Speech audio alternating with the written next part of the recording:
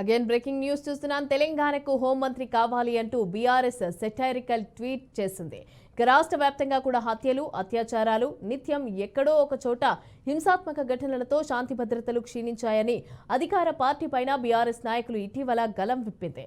ఇక గడిచిన వారం వ్యవధిలో నారాయణపేట జిల్లా ఉట్కూరు మండలంలో అందరూ చూస్తూ ఉండగానే ఓ వ్యక్తిని కర్రలతో కొట్టి చంపిన ఘటన, అలాగే హైదరాబాద్ నడిపొడ్డున బాలాపూర్లో అందరూ చూస్తూ ఉండగా సమీర్ అనే యువకుడిని దారుణంగా పొడిచి చంపడం లాంటి ఘటనలతో బీఆర్ఎస్ ప్రభుత్వంపై ఓ రేంజ్లో ఫైర్ అయ్యింది.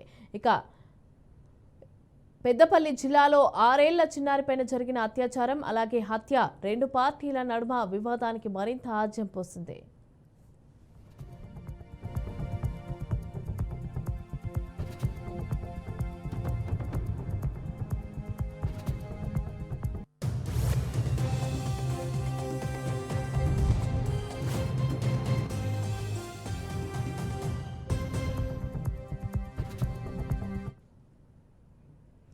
ప్రజలకు న్యాయం జరిగేలాగా అండగా నిలబడాల్సిన పోలీసులే తోటి మహిళా సిబ్బంది పైన అత్యాచారానికి ఒడిగడితే ఎవరికి చెప్పుకోవాలి అంటూ ప్రభుత్వ వైఫల్యాన్ని బీఆర్ఎస్ నాయకులు ఎండగడుతున్నారు. అయితే ఈ పరిణామాల నేపథ్యంలోనే రాష్ట్రంలో శాంతి భద్రతలను అదుపు చేసేందుకు ఓ హోంమంత్రి కావాలి అంటూ బీఆర్ఎస్ ట్విట్టర్ వేదికగా ఓ సెటైరికల్ పోస్ట్ ట్వీట్ చేసింది.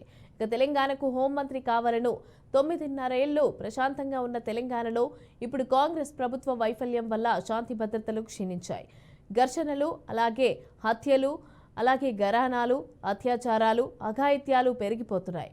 గత 6 నెలలుగా రాష్ట్రంలో శాంతి భద్రతలను పర్యవేక్షించేందుకు తెలంగాణకు హోంమంత్రి లేడు. ప్రజల భద్రతను పట్టించుకునే దిక్కే లేదు. అందుకే వెంటనే తెలంగాణకు హోంమంత్రి కావాలను అంటూ బీఆర్ఎస్ ట్వీట్ చేసింది.